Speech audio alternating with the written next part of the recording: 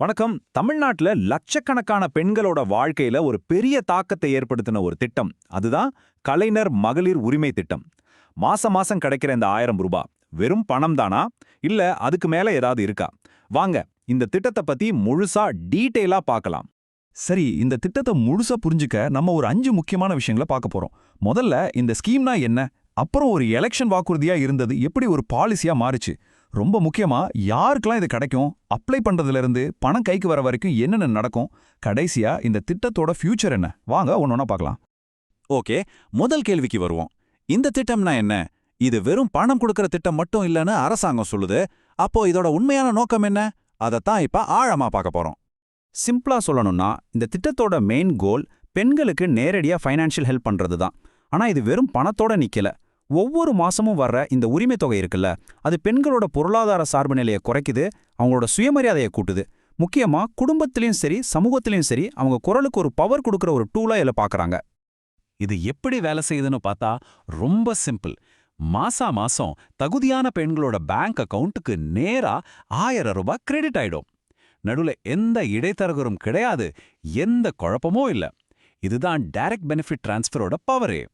சரி, இப்ப நம்ம 2வது பகுதிக்கு போலாம். அதாவது இது எப்படி ஒரு வாக்குறுதியா ஆரம்பிச்சு ஒரு பாலிசியா மாறுச்சுன்னு பார்க்கலாம். எல்லா பெரிய திட்டத்துக்கும் ஒரு ஆரிஜின் ஸ்டோரி இருக்கும் இல்லையா? அந்த மாதிரி இது எப்படி ஒரு எலெக்ஷன் ஸ்டேஜ்ல கொடுத்த ப்ராமிஸ்ல இருந்து இன்னைக்கு லட்சக்கணக்கான பேர் பயனடைகிற ஒரு கவர்மெண்ட் ஸ்கீமா மாறுச்சுன்னு பார்ப்போம்.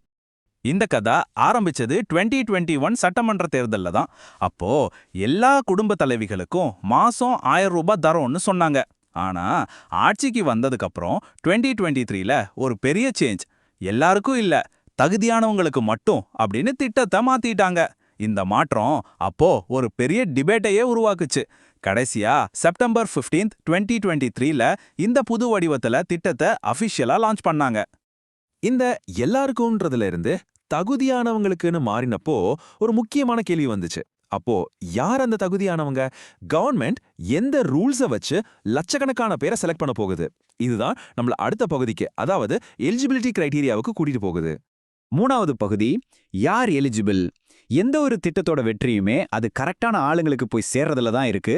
அதனால இந்த ஸ்கீம்ல யாருக்கெல்லாம் பெனிஃபிட் கிடைக்கும்னு சொல்ற அந்த முக்கியமான கண்டிஷன்ஸ் என்னென்னு இப்ப டீடைலா பார்க்கலாம். இங்க பாருங்க, 4 முக்கியமான கண்டிஷன்ஸ் இருக்கு. 1, 21 வயசு முடிஞ்சிருக்கணும். 2, குடும்பத்தோட வருடாந்திர வருமானம் 2.5 லட்சத்துக்கு கம்மியா இருக்கணும். 3, நிலம் வச்சிருந்தா அதுக்கும் ஒரு லிமிட் இருக்கு. 4, வீட்டு கரண்ட் பில் யூசேஜும் 3600 யூனிட்டுக்கு கீழே இருக்கணும். இதெல்லாம் மெயின் பாயிண்ட்ஸ். ஆனா இது மட்டும் இல்ல, கவர்மெண்ட் ஸ்டாஃப், இன்கம் டாக்ஸ் கட்டுறவங்க மாதிரி சிலரை இதுல இருந்து விலக்குறதுக்கும் ரூல்ஸ் இருக்கு. அதையும் ஞாபகம் வச்சுக்கணும். அடுத்து 4வது பகுதிக்கு வருவோம், அப்ளிகேஷன் ப்ராசஸ். சரி, நீங்க எலிஜிபிள்னு வச்சுக்கலாம். அப்போ அப்ளை பண்றதுல இருந்து உங்க பேங்க் அக்கவுண்ட்டுக்கு பணம் வர்ற வரைக்கும் இந்த ப்ராசஸ் எப்படி இருக்குன்னு பார்க்கலாமா? இந்த ப்ராசஸை முடிஞ்ச அளவுக்கு சிம்பிளா ஆக்கியிருக்காங்க. ஸ்டெப் 1, கவர்மெண்ட் நடத்துற கேம்ப்ல போய் அப்ளிகேஷன் ஃபார்ம் கொடுக்கணும். ஸ்டெப் 2, ஆஃபீஸர்ஸ் உங்க வீட்டுக்கு வந்து நீங்க கொடுத்த டீடைல்ஸ் எல்லாம் கரெக்டான செக் பண்ணுவாங்க. கடைசியா நீங்க எலிஜிபிள்னு கன்ஃபார்ம் ஆனா பணம் நேரா உங்க பேங்க் அக்கவுண்ட்டுக்கு வந்துடும். இந்த மாதிரி கேம்ப் வச்சு பண்றதால இன்டர்நெட் வசதி இல்லாதவங்களுக்கு கூட இது ஈஸியா போய் சேருது. அப்ளை பண்றப்போ இந்த 4 டாக்குமெண்ட்ஸை ரொம்ப முக்கியம். உங்க ஐடிக்கு ஆதார் கார்டு, குடும்ப விவரத்துக்கு ரேஷன் கார்டு, கரண்ட் யூசேஜுக்கு கரண்ட் பில்லு, அப்புறம் பணம் வாங்க பேங்க் பாஸ்புக். அவ்வளோதான். இந்த திட்டத்தோட தாக்கம் எவ்வளோ பெருசுன்னு தெரிஞ்சிக்க இந்த ஒரு நம்பர் போதும். 1.3 கோடி. ஆமா, இப்போதைக்கு இத்தனை கோடி பெண்கள் மாசா மாசம் இந்த உரிமை தொகையை வாங்கிட்டு இருக்காங்க. இது தமிழ்நாட்டோட மக்கள் தொகையில ஒரு ரொம்பவே பெரிய பங்கு.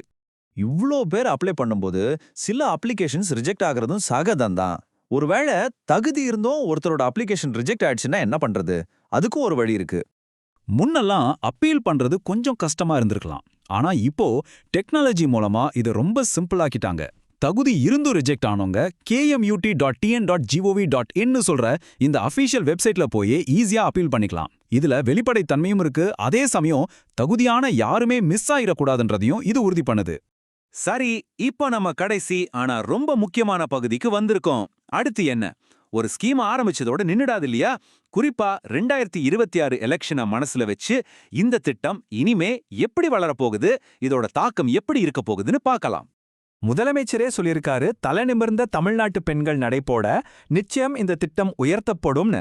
இந்த ஸ்டேட்மெண்ட்டே ஒரு பெரிய க்ளூ கொடுக்குது. ஃபியூச்சர்ல இந்த ஸ்கீம்ல சில மாற்றங்கள் வரப்போகுதுன்னு இது தெளிவா காட்டுது. அப்போ இதுக்கு என்ன அர்த்தம்?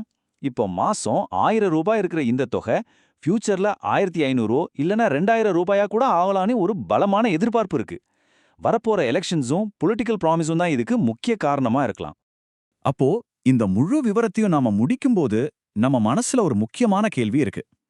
வெறும் பண உதவியா ஆரம்பிச்ச இந்த திட்டம் 2026 எலெக்ஷனை நோக்கி போற இந்த நேரத்துல பெண்களோட பொருளாதார முன்னேற்றத்துல ஒரு பெரிய சக்தியா எப்படி மாறப்போகுது?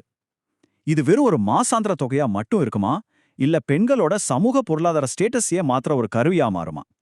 இதோட உண்மையான தாக்கத்தை பொறுத்திருந்து தான் பார்க்கணும்.